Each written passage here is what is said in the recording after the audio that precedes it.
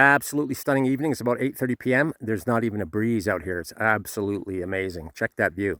So the reason this is going to be my main commuter in winter beater is because it's all-wheel drive. My third gen 4Runner is a beast for sure. But the problem is it's got the J shifter, which is the one you want. That is the third gen 4Runner J shifter. There's the J. The transfer case is totally mechanical, where it's never going to fail. Problem is I can't shift into four-wheel drive on the fly unless I'm going about 40 kilometers an hour. What's that, around 25 miles an hour or under? So it's a big problem. If I'm flying along the highway or through here and it's dry and good, and I hit some nasty parts, I can't just throw it into four. I got to slow down, and if I'm in traffic, whatever, it's a bit of a problem. So that's why I'm building this thing up.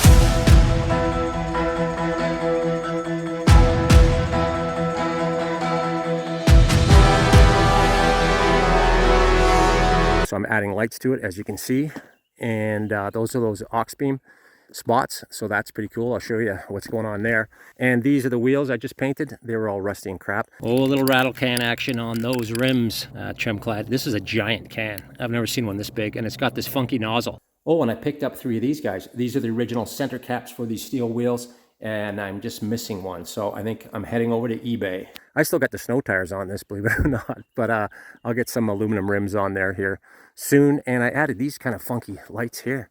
Check it out. I'll get into those here in a second as well. And I just figured I'd give you guys an update on what's happening here. It's just a great rig. I love the look of this thing. I don't know what's going on, but yeah, I really like this thing. It's just a cool beast. Hey guys, I should have split this video up into 3 videos because it's kind of long, but if you're interested in the lighting I did on this first gen RAV, and it might be useful for some of the newer RAVs, I don't know. But I've got 3 things going on here. I've got spot beams on here, I got fog lights going on here, and I've got these cool remote control floodlights that I put on it for camping. So those are pretty cool. But first we're gonna look at the spot beams right here.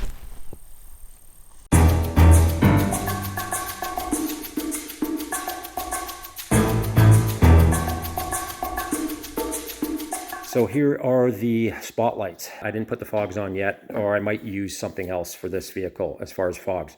So I got the spot beams hooked up. So these are the Auxbeam 4-inch. So they give you a nice sticker. It's packaged really nicely. There's some info there. And this is the amber, obviously. And Auxbeam is awesome. I have them on the GX470 that my son now owns. What I love about Auxbeam is they also give you a full-on wiring harness. This has got the relay and everything else. It's got these watertight connections. You can see the rubber around there. So they're really well made. It's a great product. This is the connection here.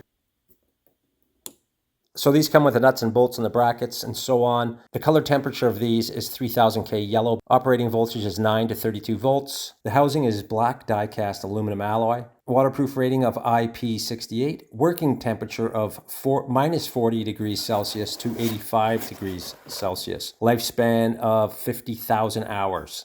So these guys are 90 watts total, so 45 watts a side. And allegedly, I'm going to get between 400 and 600 yards of light with this thing. So we'll test that out here shortly. Here, I should have showed you the bracket before I put it on. But it's just, and I shouldn't even bought it really. It's made out of aluminum. I think it was like 27 bucks on Amazon. And it's to mount where your front plate is. So this bracket, you can see it here. And again, I'll put a link to it below. It's just got the 2 screws in it to hold your plate. In this part of the world, we don't have front plates. It's not much support for anything, and these guys are fairly heavy, so it tends to bounce around. So what I did, I was thinking of this elaborate plan of tying something back in here to there's some steel back in here for the bumper. You know, it gets out of control, and instead what I did, I just put these brackets on. I'll show you that here in a second. So these guys are wired up to my high beams. I didn't want another switch inside. I'll tell you the truth, I just didn't want another... I don't want to fumble around with the switch. And if I'm using those spot beams, it's because I'm probably using my high beams as well. I didn't want another switch to fumble around it. And if I got my high beams on, I want to be able to get them off quick. And I don't want to have to hit the regular high beams switch and a new switch. I think I'm going to mount some fogs, some amber fogs, probably right in here. If not here, probably lower. I think lower is better. Plus, it's not going to block the rad as much. Maybe like a 7-inch. And that's probably the plan. And then I'll put a switch for that. This first gen RAV bumper, the bumpers are plastic. And so this thing moves around like crazy. Here it is. It's just a little cheesy bracket. And this guy is going to go underneath the light here. I'm going to drill a fatter hole in this to the light, and we'll see what it does. There's the hole. So you can see the difference right now. This guy is not done. This is. So it's solid. I don't have to tag anything into the bumper. All right, so I've got the lights set up, hooked up, and they're stable, awesome, and they're all wired. I've got all the wiring tucked away nicely. And this guy here is the Auxbeam switch connector, and I'll show you that here in a second. Here's the Auxbeam switch, and this is the female end that would plug in to what I just showed you. And basically what happens is you've got full power coming to this all the time, and it leaves a little LED light on all the time. And that's the button there. It's got two-sided tape. So really you could just put this through, feed this through your firewall, put it somewhere on your dash, and away you go. But again, I didn't want a secondary switch. There's the relay. It's plugged in, so it's hot. And there's a positive and negative right there, and everything's ready to go. So what I've done is I just want to see what the trigger wire is. Basically with a relay, once power is sent to the relay, it activates this power to the lights. So what I've done is I'm just trying to figure out which wire activates that relay. You can actually see it if you kind of pick through the relay, no big deal, but I just kind of want to show you what's happening here. So there you go. So the white is hot. So that's sending power to the switch. And then when you flick the switch, it sends it down this next wire. There's a black and a blue there. Black is ground, I believe, and the blue comes into the relay on its own right there, and that's the trigger wire, which means it activates the relay to send power from the battery to the relay to the lights. So what I'm going to do here is I'm going to add this blue wire straight to the fuse box on the high beam fuse, which is a 10 amp. And when I flick the switch on the high beam, that should activate my auxiliary pencil beam lights. The other fuse box is under the hood, and what is beautiful about that is the high beam, left and right high beam are right there, which means I can tap into it with one of these guys, and that will trigger, when I hit the high beams on the column, that will trigger that blue wire to give power to the relay, which will pop the lights. Beauty. Let's see if it works. And there's the lid, and what I'm tapping into is the high beam right, which is right there, tells me here, and I'm going to tap into it with this piggyback here. Now, for these things to work, you need two fuses. One is for the high beam, and one is for the auxiliary, whatever you're using. So remember that. This is not going to work if you just stick one fuse in there. So this is a double 10 amp. I had to notch the box a bit to get around this fat piggyback. So that'll go in right there. That's it. And what I'll do is I'll maybe notch the top a little bit, and then maybe I'll just stick a little bit of silicone on there, and that'll keep the dust out.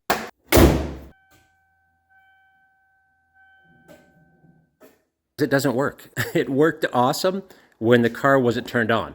So I put the ignition on, not starting the engine, and then I put all my headlights on, and you know what? Nothing, these guys didn't come on.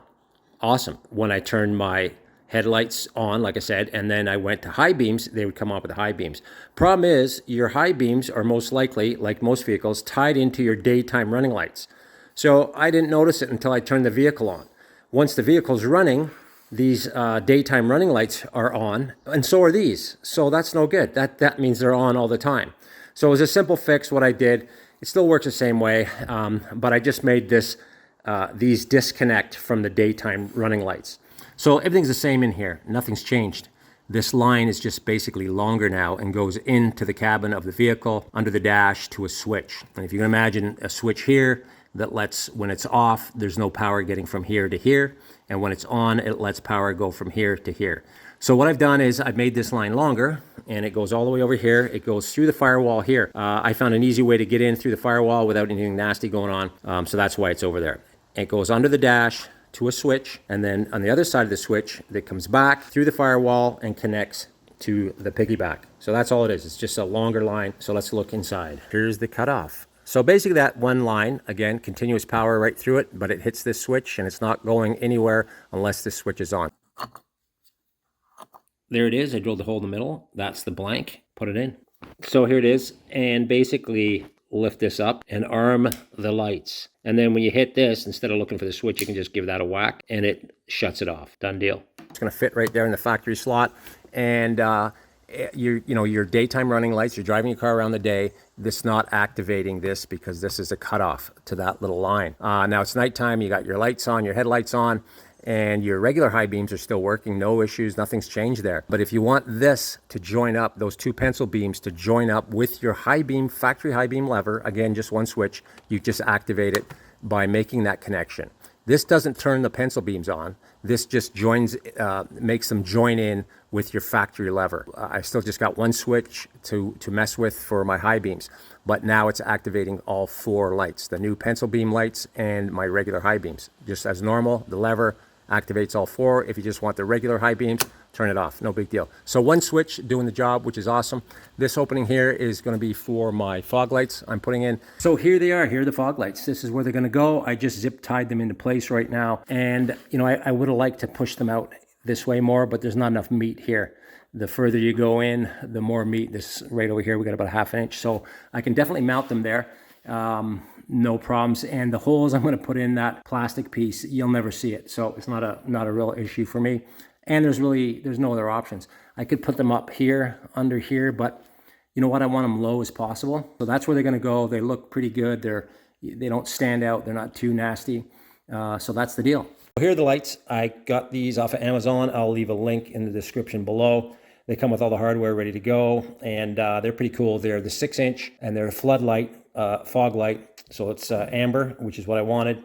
96 watts, 9600 lumens, so they should do the trick. Cool about this generation RAV, not sure about the second gen, but this first gen is pre-wired for fog lights, so it's ready to go. It's ready to go. It's got power running to the front of the vehicle from the fuse box. It's just a red power line, so that will hook up to this red, and I'll ground these two out inside or under the hood. And all this guy needs is this relay. So I picked this up on Amazon, and this goes in the relay box inside or under the hood. And even the dash is ready to go. So in here, actually you can kind of see it. Maybe you can't. I don't know if I can pull it out. But there is a plug-in, a female or a male plug-in for the factory fog lights that would have been here. So that's a simple deal right there. So I've got a switch coming, and I'll put it in there and hook this thing up. Easy money. There you go. They're both in, looking good, pretty discreet. This guy went in a lot easier, a lot less swearing, same amount of beer. What I did do as well, though, I stuck some Loctite on these screws just so they don't wander out. Just blue Loctite so I can still adjust. And like I say, they're kind of fanning out a little bit, which is good for fogs. So this from the factory is set up with fog lights, and the female connector is right under here, which is a red power wire. And there's my fuse box. But in the relay box here is a spot for the fog light relay. Bottom right, and there it is there. So I'm going to pop that relay in. So there is the new relay. I forgot to mention, you also have to put a fuse here. I got a 10 amp in there, and it's ready to roll. I've tested the power out here to make sure that little plug that's underneath the top plate here of the rad is the right one, and everything's working.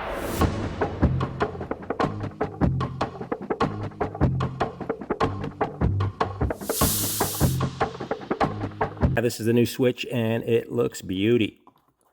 I think, yep, perfect. There it is. Factory fresh right there. All right, guys, this is kind of cool. This is a remote control floodlight I set up, and it's for camping, and it can run off a couple power sources. So we can look at that one right now.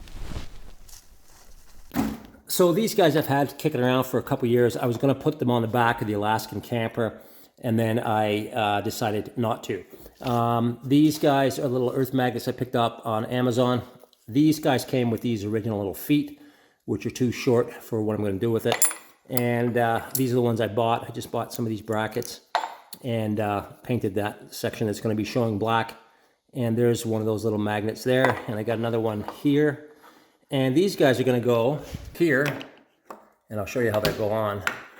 And they would work pretty cool. It's going to light up camp. All right, so what's cool about this, of course, is the remote control. You can light up camp in the middle of the night from your tent or from wherever you are and see what's going on. Another cool thing about this is you can run this from different power sources. You can run this straight into 12 volt from your vehicle, or if you've got a portable power station like this guy, I got a review coming up on this thing. Of course, you can run it from here. It's got a SIG plug-in. It's also got USB plug-ins. Or you can run it off a little phone charger battery bank like this guy. This is an Anchor, and how I run it for this is using this SIG lighter to USB adapter. So I just plug my power end into that, plug it into there, and it's gonna run my lights. Cool. I got these magnets here, and I'm gonna put the other one on here. And basically they just slip underneath. You can see this piece here, and they go like that. And I'll put the other one on. You can see it's already sitting there with the one magnet. Goes in there, and I'll screw this on. I'll put a little Loctite on these guys as well. Check these little earth magnets out. Pretty cool. If you got kids, don't leave these things hanging around, man. You don't want to swallow one of these things. These are deadly. So I ended up putting 2 of these little magnets on those feet, and it's awesome. So there it is. Very discreet and solid. Like those things aren't moving. And you know what? You can't really notice it, which is awesome. I don't want this thing to look like I'm thinking I'm off-road man. This thing is not following the Forerunner into the bush. This thing is a soft roader for sure. Gravel roads, a couple good ditches. That's about it. These lights are discreet. I think you can't even notice them really. And they should light up the campsite for sure. With these brackets on, they're so long. Once they're installed, this thing can't come off. There's no way it's coming off. And these feet on the sport rack that I picked up cheap on the island are awesome. They have these little holes in the sides, so I can do a clean install. You can see the wire fits right in there. So what I'm going to do is this wire will run along here on the other side, on the back side, and it's not going to be below because I'm going to put my rooftop cargo box on there. So it's going along the back side. It's going to tie into that one. That one is going to go that way along this roof rail gap here, and it's going to go into the vehicle, and I'll show you how I light these. Some of you guys will be relieved to hear you don't have to be smart, but you got to be crafty. So this is what I picked up, guys. This is 18 gauge, and it's 18.2 because it's got the black outer case and it's got both wires inside. So that's awesome. So it's again discreet. I don't want red wires showing, and that's all ready to go. So that's zip tied on the back of that bar. It's not bad. It's okay. I could have come into the bar and, you know, pushed it through this tube and back out the other end. But you know what? I'm not that bored. I'm going to connect these 3 wires, and they're going to sneak in under the foot. And that power wire is going to be stuck in here. I'm going to fasten them in there somehow. And down into the back of the RAV. There's the split. And it's going inside under the foot. Excuse my voice, guys. It's going south. Here are those 2 quick disconnect cables. And right there is 2 magnets. And what I've done, you can't really use a glue gun or anything because these things are so smooth. I've just used some shrink tubing. And this is 3x shrink tubing. And basically, I just stuck it on here like this. Put the shrink tubing over top and pushed it in place. And then gave it some heat. And it's ready to go. So this is going to stick on the inside of my door gutter, on that rear door gutter, out of the way. And this one will do the same thing. All right, so this is what we got. There's the light power wire coming off my roof racks, and it goes down, hopefully you can see this, to that plug-in with the magnet. And it's only about, I don't know, 2 feet, and it sticks right in there. And it's just, it's kind of hidden in there. And it's not going anywhere. That's those crazy earth magnets. And then the other guy, forgot to mention, make sure you put the magnet on the right side. So that's the opposite side on each. You know what I'm saying? So these things are very cool. There's a bunch of different ones you can pick up on Amazon. This is the best one. I use this exact same one on the GX470 to control the lights. This one comes with 2 remotes. And there's one right there. And it's pretty cool. And there's an off and an on. One of these can go on your keychain. One can go in the tent or wherever you want it. And you can run, you know, you can control the lights remotely.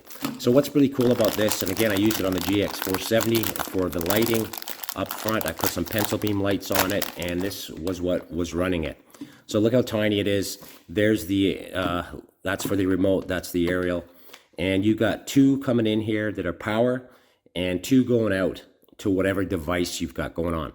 So what this means is you can put this, let's say, under the hood, and instead of running wires, controlling this back in through the firewall into the dash area, and putting it on a switch, you can just leave this under the hood and control it with a remote. So that's pretty cool as far as wiring is concerned. And for me, having this thing in the back of the vehicle, to find power or a switch, I'd have to go up to the front, and it's just a pain in the butt. So this works perfectly, and I want it to be portable. I want to be able to take this away when I'm not using it. So this is the deal. I think this is about 30 bucks on Amazon. I'll put a link in the description below. Oh yeah, and these come with batteries, which is nice. So this is going to be my power source. This cigarette lighter that I picked up, 8 bucks or whatever it was on Amazon. This has about a foot long wire to it, maybe 18 inches. And it's going to hook up to the DC in, and then the DC out. I'll show you what goes on there. And now it lives in an old Tapcon box. There is the unit, the remote unit, and there's the remote. So I've got 2 lines coming into it, which will be feeding it power, and that's the ones on the left. And that one comes out to this guy here that I picked up. That is the SIG lighter plug-in. And I also have one of these guys, SIG lighter plug-in adapter to USB. Again, cheap as dirt on Amazon, so I can use the USB to plug into whatever I'm plugging into. So that gives me my option. The other guy is coming out, and that's the out, and that's a positive and negative, and that's the quick disconnect, which will hook up to that piece I just showed you in the gutter of that rear door. All right, so here's the one coming down from the lights, and here's the plug-in for the power, and that just goes like that. It's got the magnet on it as well, so it'll tuck in behind here, and I'll close the door. It doesn't really pinch the wire. It seems to be fine, and that's it. This gets hooked up, plugged into whatever you want. It can be a portable power pack, an anchor, or the like, a phone charger, you know, a portable battery, or straight into power of the vehicle. So that's the hookup. That's how it's looking, and pretty simple stuff. These old RAVs have these cool storage bins on either side. So this guy will go there. When I need those to come out, I'll just feed them underneath this panel, and away you go. So this works. You can use any kind of power to it. If you have a portable power pack for camping, obviously this will plug in with a SIG lighter or the USB. No problems there. Or you can plug it straight into a SIG lighter. This one isn't so great because it's only going to be on when the ignition is on. But what is great about it is if I have my anchor, like I have it hooked up now, I can be using that SIG lighter to be charging that power pack while I'm driving. So that's awesome. I left it out here, and I could put Velcro on that thing and just leave it there on the wheel well. But really, I'm just going to grab that whole thing and stuff it inside that cabinet. The only wire hanging out is this guy here. So not a bad little unit. You got to go to the can or whatever, or a bear's eating your buddy. You want to see what's going on. This is quick and painless to do. I'll leave a remote in the box here. Plus, you can have one on your keychain, whatever, and take it wherever you want to go. Hey guys, it's dark out. Let's try this stuff out. So right now I've got those little floodlights hooked up to that little phone charger. And I've got the SIG lighter to USB adapter plugged in. And there's the unit. And there's my fob right there. And I'm going to turn the light off on the phone here. Again, normally I'd throw this stuff in there, but I just want to show you what's happening. All right, let's turn this light out. Let's see if this thing works. I'm about 15 yards away. Coyotes are going bananas tonight, and the car is out there. Trust me, we're going to see that in a second. So I've got the fob in hand. I'm going to hit the on button and see what happens. Not bad. That's pretty cool. So that is awesome. And again, it's just off that little phone charger battery bank thing. So that works good, and you've got a couple options to power these, which is awesome. Let's check the other side out. And yeah, I like it. I think it's good. I think it's great. If you're going to go find another beer in the middle of the night, you know what? You got to find the fob first, but it definitely works. And again, you got a couple choices how you power these guys. Anyway, there you go. That's the floods. I'm in a field here, and I got a stand of trees about 100 yards away. And there's my running lights. Here's my headlights are on, and now my high beams. That's the car's high beams, and now the yellow guys I put on, the Auxbeam. And there are those trees. So yeah, it's a huge difference. I have the switch on for the auxiliary high beams to come on, the pencil beams, and they come on with the high beams. Pretty sweet, works great. And we'll give another shot here to those floodlights. And if I can find the remote, there they go. That's pretty cool, liking it. So here are the fogs, and the fogs don't work with the high beams on. That's just because it makes no sense. So those guys I definitely got to readjust. I got to pop them up a little higher, but that's what it looks like right now. There's regular headlights, high beams, and now the new ones. Boy, that's awesome. Check that out. Again, regular high beams and those Auxbeam pencil beams. Beauty. Liking it.